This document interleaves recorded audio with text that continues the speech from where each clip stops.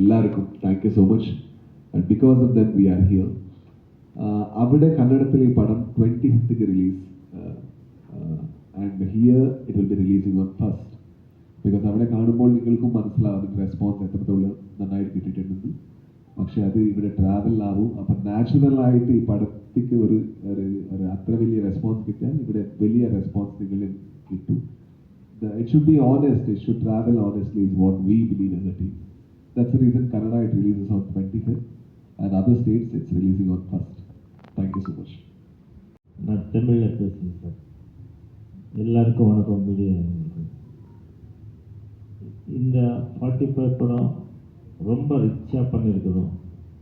இது எல்லாரும் பார்க்குறது மாதிரி படம். நீங்கள் எல்லாம் பார்த்துட்டு உங்கள் ஆசீர்வாதம் வேணும். நீங்கள் பாருங்கள், நல்லா பண்ணியிருக்கிறோம். ஒரு வாட்டி நீங்கள் பார்த்தா நம்மளுக்கு ஒரு ஆசீர்வாதம் மாதிரி கிடைக்கும்னுட்டு நீங்கள் ஒரு வாட்டி எல்லாருக்கும் சொல்லிட்டு ஒரு வாட்டி பார்க்க சொல்லுங்க. அவ்வளோதான் பேசிட்டு. Thank you very much.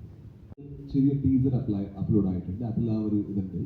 45 പറഞ്ഞാൽ ഒരു വേൾഡിൻ്റെ ഒരു റെപ്രസെൻറ്റേഷൻ ആണ്. ബട്ട് ഈ പടത്തിൽ അത് ഒരു 45 ഡേയ്സിൻ്റെ ഒരു ഇമ്പോർട്ടൻസ് ഉണ്ട്. അതെല്ലാം എലിമെൻറ്റ്സ്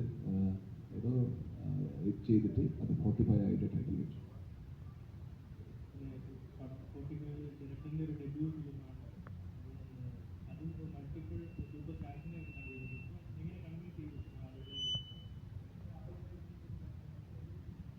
മൾട്ടിപ്പിൾ 2 സൂപ്പർ സ്റ്റാർ പിന്നെ ഒരു ആക്ടർ ഉണ്ട്.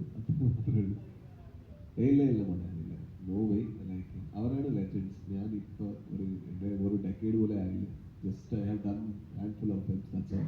They are super stars. I have watched them grow and see them shine.